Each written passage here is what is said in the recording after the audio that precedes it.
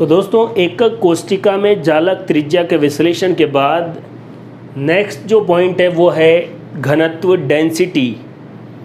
एकक कोष्टिका का घनत्व कितना है? घनत्व के बारे में मैंने आपको बताया था, यूनिट वॉल्यूम में प्रेजेंट मास, इकाई आयतन में उपस्थित जो द्रव्यमान है वही घनत्व है। एकक कोष्टिका का द्रव्यमान बटे एकक कोष्टिका का आयतन।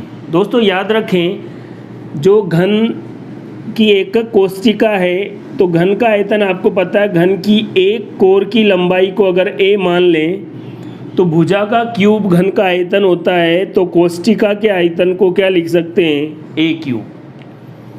क्योंकि एक भुजा को a कह रहे हैं, उसकी लंबाई को a मान रहे हैं, तो भुजा का क्यूब a क्यूब, एकक कोष्टिका के आयतन को a क्यूब लिख सकते हैं। अब दोस्तों बात है एकक कोष्टिका के द्रव्यमान की, जिसको स्मॉल m से प्रेजेंट कर रहे हैं। एकक कोष्टिका में जितने वास्तविक कण हैं n इंटू एक कण का द्रव्यमान, वास्तविक कणों की संख्या को एक कण के द्रव्यमान से गुणा कर देंगे तो एकक कोष्टिका का द्रव्यमान आ जाएगा, उसमें एकक कोष्टिका के आयतन से डिवाइड कर देंगे।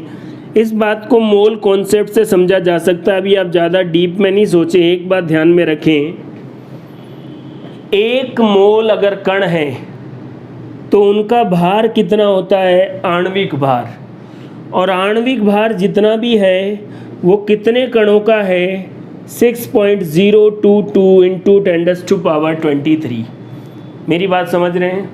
किसी भी अणु के लिए आणविक भार, मॉलिक्यूलर मास बात की जाए और आपसे पूछा जाए कि ये उस अणु के कितने कणों का भार है, तो आवागाद्रो संख्या के बराबर कणों का। अब दोस्तों हमें एक कण का भार चाहिए, तो आपको पता है ना 5 केले 10 रुपये में आते हैं, वैसे यूनिटरी जो मेथड है उससे निकालते हैं। तो ये देखो, अगर कण इतने हैं तो भार कितना होता है? आणविक भार।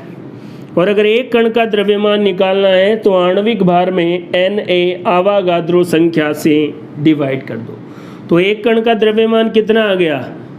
उस अणु का आणविक भार और आवागाद्रो संख्या और एकक कोष्टिका में उपस्थित वास्तविक कणों की संख्या से गुणा करने पर क्या आ गया? एकक कोष्टिका का द्रव्यमान। बात समझ में आ गई? एकक कोष्टिका का द्रव्यमान m। एकक कोष्टिका में कणों की संख्या कैसे निकालेंगे पहले बात कर ली। कोनों पर है तो 1/8, फलक पर है 1/2, किनारों पर है 1/4 और काय के केंद्र पर है तो 1 है ही। वहाँ से n का मान निकाल लेंगे, आणविक भार में आवागाद्रो संख्या से डिवाइड करेंगे और फिर कैलकुलेट करके एकक कोष्टिका का द्रव्यमान निकाल लेंगे। और घनत्व का सूत्र ये देखो, एकक कोष्टिका का द्रव्यमान ये हो गया और आयतन को a क्यूब।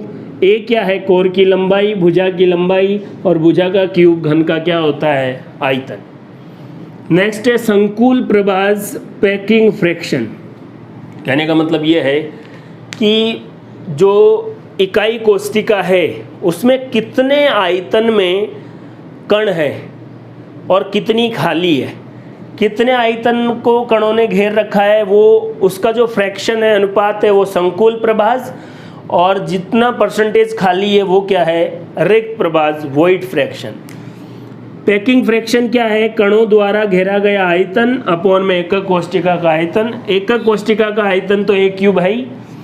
कण कितने हैं? वास्तविक कणों की संख्या n, और एक कण का आयतन कितना? आपको पता है गोले का आयतन 4/3 पाई r। और r याद करो दोस्तों क्या है? जालक त्रिज्या। तो जालक त्रिज्या यहाँ पर लिख देंगे और उससे किसको कैलकुलेट कर लेंगे? संकुल प्रभाज को। संकुल प्रभाज के बाद अपन कैलकुलेट करेंगे रिक्त प्रभाज। जो भी संकुल प्रभाज आएगा उसको 1 से क्या कर देंगे? माइनस कर देंगे। क्या आ जाएगा? रिक्त प्रभाज। दोस्तों ये जो बातें अपन ने एनालिसिस में मैंने आपको बताई है, पहले अपन एससीसी के बारे में पढ़ेंगे तो वहाँ और समझ में आएगी, फिर एफसीसी के बारे में फिर और समझ में आ जाएगी, देन एफसीसी के बारे में। तो ये बातें बार बार आएगी, लेकिन आपको फिर भी एक बार बताना ज़रूरी था। पहले एकक कोष्टिका में वास्तविक कण कितने हैं ये बात पता करेंगे। उस एकक कोष्टिका की समन्वय संख्या कितनी है, जालक नियतांक लैटिस कांस्टेंट कितना है, उसका आधा जालक त्रिज्या हो जाएगी, उसके बाद घनत्व हो जाएगा, उसके बाद संकुल प्रभाज और उसके बाद रिक्त प्रभाज। किसी भी एकक कोष्टिका का विश्लेषण अगर आपको बोर्ड के एग्जाम में पूछा जाता है तो ये सारे पॉइंट आपको लिखने पड़ेंगे। यहाँ पर जो मैंने बात बताई, एक बात आप याद रखें, मोल कॉन्सेप्ट का जब वीडियो आएगा तब आपको डिटेल में बात करेंगे, अभी इसमें चले गए तो फिर प्रॉब्लम हो जाएगी। इतना याद रखें, किसी भी अणु का जितना अणुभार दे रखा है उस अणुभार में कितने कण हैं, आवागाद्रो संख्या के बराबर कण हैं। अब आवागाद्रो संख्या के बराबर जब कण हैं तो उन कणों का भार आणविक भार है। अब एक कण का निकालना है तो टोटल आणविक भार में आवागाद्रो संख्या से डिवाइड करेंगे तो एक कण का भार आ जाएगा। अब कोष्टिका में कितने कण हैं वास्तविक कण, उससे गुणा करने पर एकक कोष्टिका का द्रव्यमान आ जाएगा। एकक कोष्टिका के आयतन को कोर की लंबाई का क्यूब करेंगे तो आयतन आ जाएगा, वहाँ से घनत्व निकाल लेंगे। संकुल प्रभाज में वास्तविक संख्या है कणों की, आर आपको याद रखना है जालक त्रिज्या, और वहाँ से संकुल प्रभाज एक में से माइनस कर देंगे तो रिक्त प्रभाज। आइए दोस्तों, अब अपन बात करेंगे SCC simple cube unit cell, सरल घनीय इकाई कोष्टिका का विश्लेषण, उसमें भी अपन ये सारी बातें करेंगे। आइए बात करते हैं दोस्तों, एकक कोष्टिका के विश्लेषण में किन किन टॉपिक्स के बारे में बात होगी वो मैं आपको एक एक करके समझा चुका था। फिर भी कोई प्रॉब्लम है तो अपन पहले सबसे पहले एससीसी, उसके बाद एफसीसी और फिर बीसीसी का विश्लेषण करेंगे, तो वही पॉइंट वापस रिवाइज हो रहे हैं। आइए दोस्तों, सरल एकक कोष्टिका का विश्लेषण, analysis of SCC simple cubic cell. पहला पॉइंट मैंने आपको बताया था कि कणों की वास्तविक संख्या प्रति इकाई कोशिका, number of particle per unit cell. और हम जानते हैं कि एससीसी के अंदर जो कण थे वो कोनों पर रहते हैं, और कोनों पर जो कण हैं उनका कंट्रीब्यूशन कितना होता था, उनका योगदान कितना होता था, 1/8। तो 8 गुणा 1/8 और रिजल्ट क्या आ गया, 1। तो पहला पॉइंट सॉल्व। सरल एकक कोष्टिका का विश्लेषण में कणों की वास्तविक संख्या प्रति इकाई कोष्टिका कितनी होगी, 1। वास्तविक कणों की संख्या एससीसी के लिए कितनी होगी, 1। पहला पॉइंट सॉल्व। दूसरा, समन्वय संख्या कोऑर्डिनेशन, एक कण के करीबी कितने कण होते हैं, उसका जवाब है 6।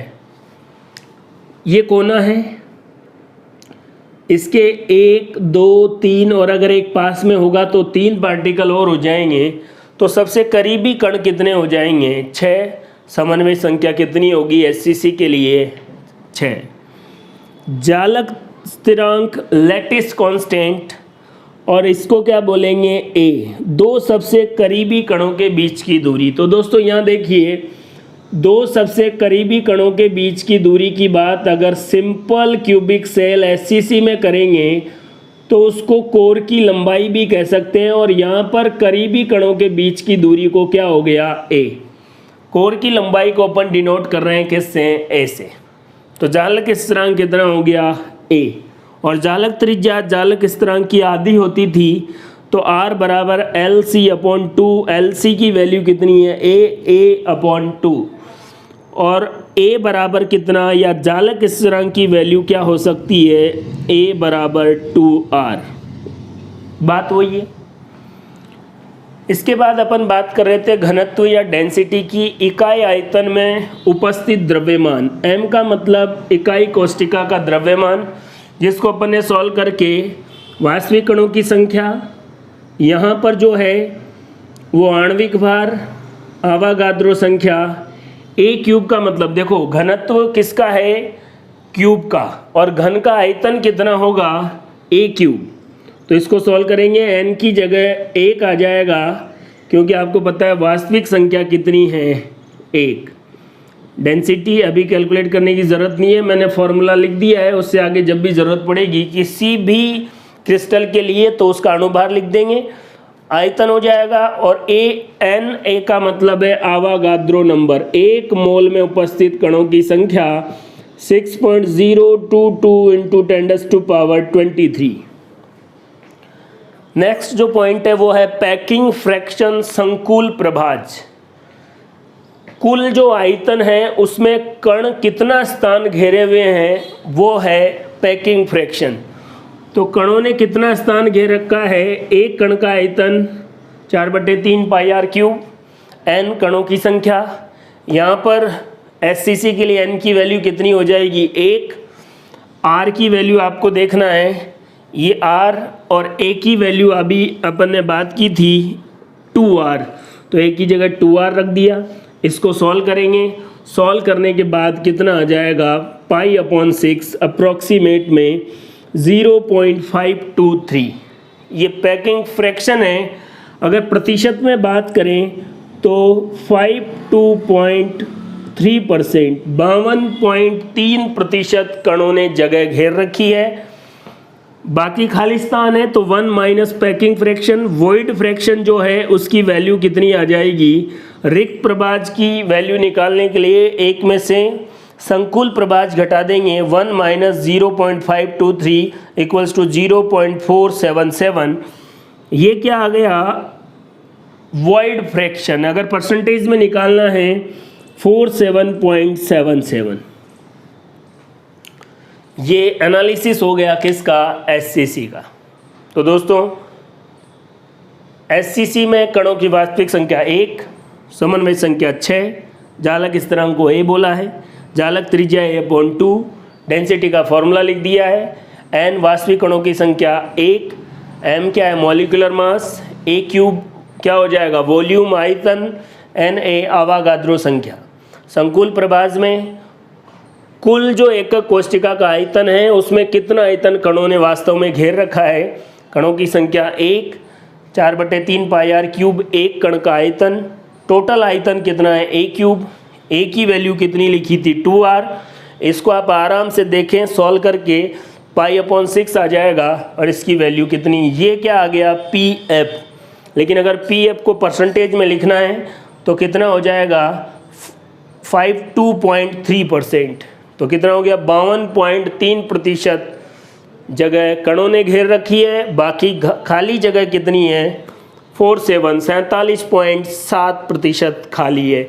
ये विश्लेषण है दोस्तों किसका, सरल एकक कोशिका का SCC का। क्या याद रखना है, 1 समन्वय संख्या 6, संकुल प्रभाज 52.3 और रिक्त प्रभाज 47.7%।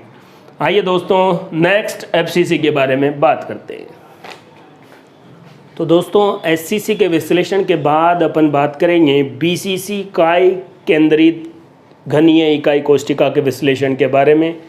मैं आपको फिर बताना चाहता हूँ वही, सबसे पहले अपन कणों की वास्तविक संख्या, उसके बाद समन्वय संख्या, जालक स्थिरांक, जालक त्रिज्या, घनत्व, देन संकुल प्रभाज और रिक्त प्रभाज। आइए दोस्तों फिर से उन्हीं बिंदुओं पर बात करते हैं। काई केंद्रीय घनीय एकक कोशिका BCC का एनालिसिस। पहले तो BCC क्या होती थी इसके बारे में मैंने आपको बताया, एक बार फिर बात करते हैं। इस प्रकार की एकक कोशिका में कोनों पर तो कण होते ही है, एक कण यूनिट सेल या एकक कोशिका के सममित केंद्र पर होता है, जिसको मैंने ऐसे बनाया है, ये देखिए। तो अब कणों की वास्तविक संख्या कोनों के लिए 1/8 1 आ गया, जो केंद्र पर है वो इसी का ही है 1, और टोटल वास्तविक कणों की संख्या कितनी हो गई 2। समन्वय संख्या, इस कण से सभी कण लगभग समान दूरी पर है, और याद करो सममित केंद्र की डेफिनेशन भी यही होती थी कि वह केंद्र बिंदु जिससे सभी कणों की संख्या समान हो। तो इससे सभी कणों की दूरियां समान हैं और सबसे करीब भी है, तो इससे कितने कण पास पास है 8, तो समन्वय संख्या कितनी हो गई 8। जालक नियतांक LC √3a/2 होता है, ये कैलकुलेट करके आया है। कैसे आया है अगर आप इस पर भी बात करना चाहते हैं तो देख सकते हैं दोस्तों। ये यहाँ पर अपन बात कर रहे हैं, ये है कोर की लंबाई A। अगर आप इस केंद्र से गुजरता हुआ इस यहाँ वाले कोने से दूसरे कोने तक एक विकर्ण डालेंगे तो इससे बीच में निकलेगा, ये इस केंद्र से गुजर के निकलेगा। और इसके नीचे यहाँ पर जो ये नीचे वाला फलक है, इस पर भी एक यहाँ विकर्ण डाल देंगे ये। अब देखो ये भी ए है, ये भी ए है, तो वही कर्ण स्क्वायर बराबर आधार स्क्वायर प्लस लंब स्क्वायर से इसकी वैल्यू निकाल लेंगे। और इसकी वैल्यू निकालने के बाद देखो एक इसकी वैल्यू ए पता है, इसकी वैल्यू आप निकाल लोगे तो आपके पास फिर से कर्ण की वैल्यू आ जाएगी, और कर्ण की वैल्यू को आधा करेंगे तो किसकी वैल्यू आ जाएगी, जालक नियतांक की। नीचे वाले फलक में ये ए, यहाँ से कर्ण का मान निकालो, फिर उसके बाद ये फिर से यहाँ पर ये लंब हो जाएगा, ये जो कर्ण निकाला वो आधार हो जाएगा, और दोबारा ये पूरा कर्ण की वैल्यू आएगी, उस कर्ण का आधा करेंगे तो ये वैल्यू आ जाएगी। कैलकुलेट भी अपन जब क्वेश्चन सॉल्व करेंगे तब अपन बात करेंगे। अभी जालक नियतांक √3a/2 कैसे कैलकुलेट करना है 2 बार मैंने आपको बता दिया है। जालक त्रिज्या इसका आधा, तो अपॉन में 2 लिखेंगे तो 4, और इस एक की वैल्यू निकालना चाहेंगे तो देखो a 4 इधर आ गया, √3 नीचे चला गया, a की वैल्यू।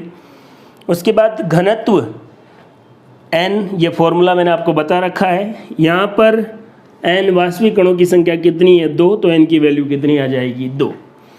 संकुल प्रभाज पैकिंग फ्रैक्शन वही, टोटल जो कोष्टिका है उसके आयतन में कितना जगह, कितना आयतन कणों ने घेर रखा है।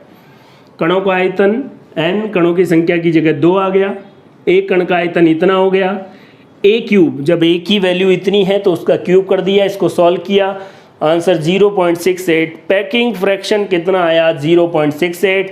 अगर इसी को परसेंटेज में, प्रतिशत में लिखना है तो कितना आ जाएगा, 68%। 68% जगह कणों ने घेर रखी है, बची हुई जगह खाली है, रिक्त स्थान है, उसको रिक्त प्रभाज वॉइड फ्रैक्शन, एक में से पीएफ को घटा दिया तो कितना आ गया, वॉइड फ्रैक्शन, और परसेंटेज में लिखेंगे तो कितना हो जाएगा, 32%। तो ये बात थी दोस्तों बीसीसी इकाई केंद्रीय घनीय एकक कोष्टिका की। वास्तविक कणों की संख्या 2, समन्वय संख्या 8, जालक नियतांक √3a/2, जालक त्रिज्या इसकी आधी, a की वैल्यू यहाँ से निकाल ली, घनत्व वही, संकुल प्रभाज कैलकुलेट किया। आप जब ये वीडियो देखें उसके बाद रफ कॉपी लेके एक तो इसको कैलकुलेट करें कैसे आया, और एक बार इस पूरे को कैलकुलेट करके सॉल्व करें कि क्या 0.68 आ रहा है। बाकी तो 1 में से 0.68 माइनस करेंगे तो वो आना ही है, उसमें कोई दिक्कत है ही नहीं। लेकिन फिर भी आप अपनी कैलकुलेशन ठीक करने के लिए इसको कैसे सोल्व करना है एक बार फिर बता देता हूँ।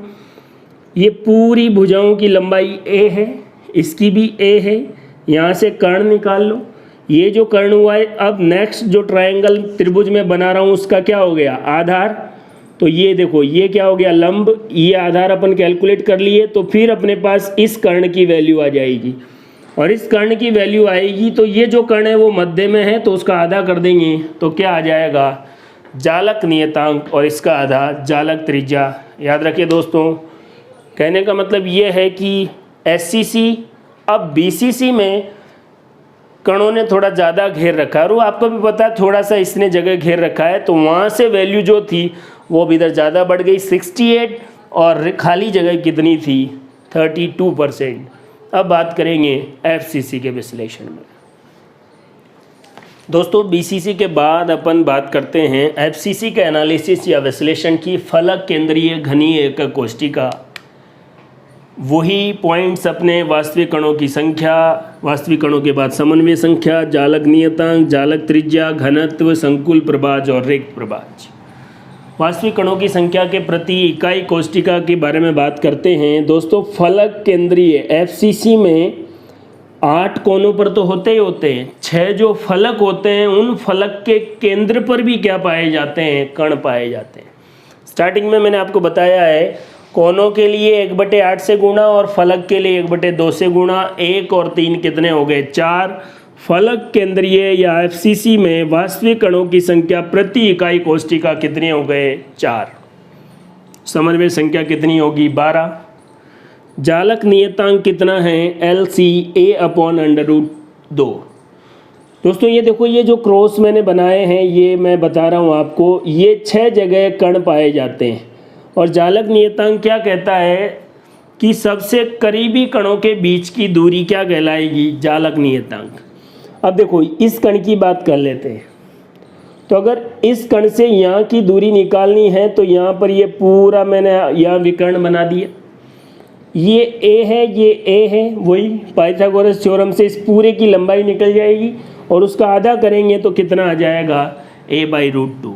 एक बार और बात कर रहा हूँ, यहाँ पर कण था, ये इसको a कह रहे हैं, इसको a कह रहे हैं, पाइथागोरस थ्योरम से इस पूरे की लंबाई निकल जाएगी, उसका आधा करने के बाद ये जो पास पास वाले कण हैं उसके बीच की दूरी जालक नियतांक आ जाएगी, उसका आधा करेंगे तो बटे 2 और यहाँ से एक ही वैल्यू ऐसे, ये a/√2 और 2 इधर चला जाएगा, एक ही वैल्यू आ गई।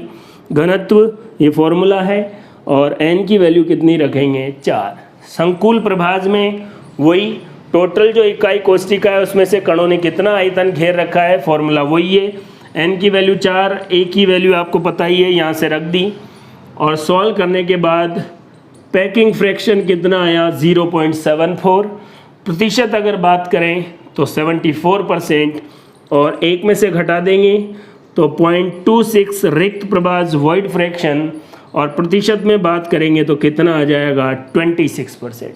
तो दोस्तों अपन ने SCC, BCC और FCC के विश्लेषण से संबंधित बोर्ड एग्ज़ाम के पर्पज़ से और कॉम्पिटिटिव एग्ज़ाम या नीट के पर्पज़ से भी हर एक बात को अच्छी तरीके से समझा है। तीनों SCC, BCC और FCC का विश्लेषण की एक एक बिंदु मैंने आपको समझाए हैं, आराम से देखें, चीज़ों को समझें और नहीं समझ में अगर आपको कोई बात आ रही है आप वीडियो एक बार दोबारा देखें, बिल्कुल ईजी वे में चीज़ें आपको मिल रही है। ये थी तीनों इकाई कोष्टिकाओं का विश्लेषण। नमस्कार दोस्तों, अपन पिछले वीडियो में बात कर चुके थे एकक कोष्टिकाओं के विश्लेषण की, यूनिट सेल के एनालिसिस की, जिसमें अपन SCC, BCC और FCC के बारे में बात कर चुके थे।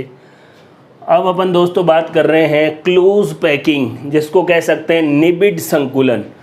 एग्ज़ाम में इससे रिलेटेड कैसे सवाल आते हैं उसके बारे में भी बात करेंगे और कुछ जो बातें आपको पता करने की ज़रूरत है वो भी देखिए।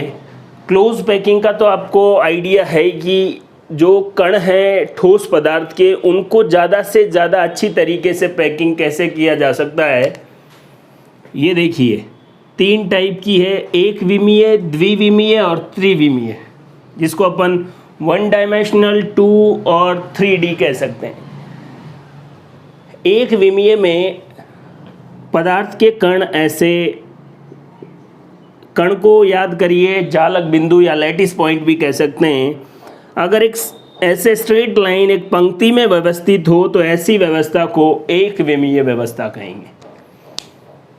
केवल सिंपल बात है, किसी भी एग्जाम में इससे रिलेट बातें मेरे हिसाब से तो कहीं नहीं जाएगी। 2D या द्विविमीय निबिड संकुलन या क्लोज पैकिंग। 2D में 2 डायमेंशनल में क्या होता है, 2 टाइप के हैं, वर्ग निबिड संकुलन और षटकोणीय निबिड संकुलन। दोस्तों वर्ग निबिड संकुलन में आप ध्यान से देखिए, ये पदार्थ के कण हैं और इन कणों के जस्ट ऊपर अगली पंक्ति है और फिर जस्ट ऊपर ऐसे थर्ड वाली और ऐसे पैकिंग होती है। वर्ग क्यों कह रहे हैं कि अगर इस कण के आसपास सबसे करीबी कणों की बात की जाए और उनके बिंदुओं को आपस में मिला दिया जाए तो ये देखो वर्ग बन गया। एक कण के सबसे करीबी कितने बिंदु हैं, 4, याद करिए, उसी को ही कोऑर्डिनेशन नंबर या समन्वय संख्या कहते थे। तो पहला सवाल, वर्ग निबिड संकुलन में समन्वय संख्या कोऑर्डिनेशन नंबर कितना होता है, 4। दूसरा, पैकिंग फ्रैक्शन या संकुल प्रभाज 52.4% होता है, ये आपको याद रखना ही है। तो वर्ग निबिड संकुलन क्या है, 2D, और इसमें वर्ग क्यों बोल रहे हैं ये आपको पता ही है। और समन्वय संख्या 4 और संकुल प्रभाज 52.4% है। षटकोणीय निबिड संकुलन में हलवाई की दुकान पे आपने लड्डुओं का अरेंजमेंट देखा हो तो ये ऐसा ही होता है, नीचे वाली लाइन में लड्डू और जहाँ पर बीच में जगह वहाँ अब अगली लाइन, फिर उसके ऊपर ऐसे। लेकिन अगर इस एक कण के आसपास सबसे करीबी कणों को आप ऐसे मिलाएं तो ये देखिए ये क्या बन जाएगा, षटकोण बन जाएगा। एक कण के सबसे करीबी बिंदु जितने भी है, कण कितने भी है, उसको कोऑर्डिनेशन नंबर या समन्वय संख्या, और आपको दिख भी रहा है कितना है, 6। पैकिंग फ्रैक्शन इसका आपको कितना याद रखना है, 64%। दोस्तों आपको एग्ज़ाम में, नीट एग्ज़ाम में या जितने भी कॉम्पिटिटिव एग्ज़ाम है, सेकंड ग्रेड, फर्स्ट ग्रेड, उसमें 2D में वर्गनिबिड, षटकोणीय, हेक्सागोनल, स्क्वायर और इसकी समन्वय संख्या, कोऑर्डिनेशन नंबर, पैकिंग फ्रैक्शन, इसका coordination number, packing fraction. Coordination number तो याद रखने की ज़रूरत ही नहीं है, वैसे ही आइडिया लगेगा। पैकिंग फ्रैक्शन आपको ध्यान रखना है, थोड़ा सा ये याद रखना है कि हेक्सागोनल क्लोज पैकिंग, षटकोणीय निबिड संकुलन में पैकिंग फ्रैक्शन ज़्यादा होता है। यहाँ 52.4 और यहाँ कितना है 64%। नेक्स्ट और सबसे इम्पॉर्टेंट है 3D त्रिविमीय जो व्यवस्था है, इसमें दो है। एक है घनीय निबिड संकुलन क्यूबिक क्लोज पैकिंग, CCP। इसके बारे में आपको क्या याद रखना है, देखो डायग्रामेटिक और 3D डायग्राम के बारे में भी अपन बात कर सकते हैं, लेकिन फिलहाल आपको इतना याद रखना है कि CCP में घनीय निबिड संकुलन में ABC ऐसे 3 परतों की, 3 लेयर की रिपीटेशन या पुनरावृत्ति होती रहती है।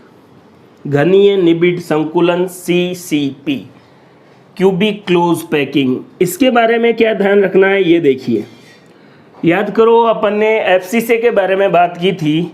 CCP भी FCC के ही समान है, समन्वय संख्या उसकी तरह 12, पैकिंग फ्रैक्शन उसी की तरह 74। इसके बारे में अभी अपन बात करते हैं। हेक्सागोनल क्लोज पैकिंग, यहाँ पर जो था इसको कई बार क्लोजेस्ट पैकिंग भी कह सकते हैं, क्योंकि ये 2D में था और ये क्या है 3D में। CCP में जो 3 परतें थी उनकी पुनरावृत्ति, रिपीटेशन ABC। हेक्सागोनल में 3 की नहीं 2 ही परतों की पुनरावृत्ति होती है, AB, जिसको HCP भी कह सकते हैं अपन। इसमें भी समन्वय संख्या 12 और पैकिंग फ्रैक्शन 74% होता है। देखिए दोस्तों, काम की बात पर बात करते हैं। नीट का एग्ज़ाम हो, कंपटीशन और भी जितने भी एग्ज़ाम है, उसमें से ज़्यादातर सवाल यहीं से आते हैं। आपको क्या याद रखना है, देखो CCP में 3 लेयर की रिपीटेशन ABC ऐसे करके, HCP में 2 ही AB फिर वापस AB। इसमें भी समन्वय संख्या और पैकिंग फ्रैक्शन, इसमें भी समन्वय संख्या और पैकिंग फ्रैक्शन सेम है। और याद करो FCC में भी समन्वय संख्या और पैकिंग फ्रैक्शन यही होता था। तो आप देखिए ना, FCC, CCP और HCP, इसको रट्टा मारने की जरूरत नहीं है। HCP 3D वाला, हेक्सागोनल क्लोजेस्ट पैकिंग भी बोल सकते हैं, क्योंकि ये क्लोज पैकिंग है 2D में। इन सब में समन्वय संख्या कितनी है 12 और पैकिंग फ्रैक्शन कितना है 74%। तो तीनों का याद रहा, बाकी 64 और ये इसका है 52.4%। सर फिर CCP को FCC के समान क्यों कहते हैं, जबकि समन्वय संख्या और पैकिंग फ्रैक्शन तो इसका भी सेम है। आपको पता हो तो कणों की संख्या, नंबर ऑफ पार्टिकल, वास्तविक कणों की संख्या FCC में 4 होती है, और वास्तविक कणों की संख्या CCP में भी कितनी होती है 4, जबकि यहाँ पर वास्तविक कणों की संख्या कितनी होती है 6। तो देखिए, इसीलिए CCP को किसके समान माना जाता है, FCC के समान, क्योंकि देखो FCC में कणों की संख्या 4, कोऑर्डिनेशन नंबर 12 और पैकिंग फ्रैक्शन 74% होता है। ऐसा ही CCP में होता है। HCP में 2 बातें सेम है, लेकिन कणों की संख्या जो 6 है वो डिफरेंट है, क्योंकि यहाँ पर कणों की संख्या 4 है, इधर क्या आ गया 6। CCP और HCP के बारे में भी आपको आइडिया हो गया। इससे रिलेटेड एक और बात मैं आपको यहाँ बताता हूँ, देखिए यहीं देख लेते हैं। ये देखिए, ये A और B और इधर भी A और B, इन दोनों का अरेंजमेंट CCP और HCP दोनों में सेम होता है। मेरी बात को ध्यान से सुने, ये क्वेश्चन है, क्या CCP और HCP में 2 परतों का अरेंजमेंट सेम होता है? बिल्कुल सेम होता है, लेकिन इसमें जो तीसरी परत है वो इस A जो परत है उसके अष्टफलकीय अवकाशों में होती है। केवल आप बात को ही सुने अभी, डायग्रामेटिकली या कोई ऐसा डायग्राम होगा उससे अपन आगे बात कर लेंगे। तीसरी जो परत है वो पहली परत के अष्टफलकीय अवकाशों में होगी, ऑक्टागोनल स्पेस कह सकते हैं। इसमें पहली और दूसरी इसके जैसे होगी, लेकिन जो तीसरी परत है वो इस बी के टेट्रागोनल चतुष्फलकीय अवकाशों में होगी। और जैसे ही इसके चतुष्फलकीय अवकाशों में होगी तो वो जस्ट इसके जैसी हो जाती है, तो इसके जैसी हो जाएगी तो वापस ए हो गया, A B A B A B. एक बार फिर कह रहा हूं दोस्तों, इस पूरी बात में जब भी बच्चा पढ़ता है कंफ्यूज ही रहता है, लेकिन अगर आप बात को बिल्कुल ध्यान से समझ रहे हैं तो मैं कह रहा हूँ उसमें टेंशन वाली कोई बात है ही नहीं। अब अपन टफेस्ट पॉइंट से वापस की तरफ आते हैं। देखिए, सीसीपी और एचसीपी दोनों में दो परतें ए और बी तो सेम। सीसीपी में सी वाली ए वाली परत के अष्टफलकीय अवकाशों में होती है, तो फिर उसका अरेंजमेंट अलग ही हो जाता है। इसलिए A B C A B C A B C ऐसे लगातार 3 परतों की पुनरावृत्ति होती रहती है। इसमें पहला और दूसरा तो इसके जैसा ही है, लेकिन जो तीसरी परत है वो दूसरी परत के चतुष्फलकीय टेट्रागोनल स्पेस में होती है या अवकाशों में होती है। उसकी वजह से जब इसके चतुष्फलकीय अवकाशों में रहेगी तो उसका अरेंजमेंट इसके जैसा ही होता है, तो फिर उसको सी नहीं बोल के वापस ए बी। तो ए बी सी की पुनरावृत्ति से सी सी पी और ए बी की पुनरावृत्ति से एच सी पी बनता है। इसके जैसा ही एफ सी सी है। इन तीनों में F C C, C C P और एच सी पी में समन्वय संख्या और पैकिंग फ्रैक्शन आपको याद रखना है। सी सी पी को ही एफ सी सी क्यों कहते हैं? क्योंकि वहाँ पर भी कणों की संख्या 4 और यहाँ पर भी कणों की संख्या 4। ये थोड़ा अलग क्यों है? यहाँ पर कणों की संख्या या वास्तविक कणों की संख्या कितनी है? 6। इस n को याद करो, प्रति एकक कोशिका में वास्तविक कणों की संख्या अपन कहते थे। कैलकुलेट करने का फॉर्मूला पिछले वीडियो में अपन बात कर चुके हैं। वर्ग निबिड़ संकुलन पैकिंग, ये समन्वय संख्या पैकिंग फ्रैक्शन, समन्वय संख्या पैकिंग फ्रैक्शन याद रखें। मेन कॉन्सेप्ट है F C C, C C P और H C P. Coordination number packing fraction क्या होता है? सेम। और केवल इसमें नंबर ऑफ पार्टिकल 6 होते हैं, इन दोनों में नंबर ऑफ पार्टिकल कितना होता है? 4। तो दोस्तों ये था क्लोज पैकिंग के बारे में। ठोस अवस्था से रिलेटेड जो क्लोज पैकिंग है उससे सवाल सीसीपी एचसीपी से आते हैं, याद रखें। एबीसी पैकिंग सीसीपी और एबी पैकिंग एचसीपी। आइए दोस्तों, और आगे वाले टॉपिक जिसको अपन कह सकते हैं ठोस अवस्था से रिलेटेड बहुत ही महत्वपूर्ण टॉपिक है, उसके बारे में बात करते हैं।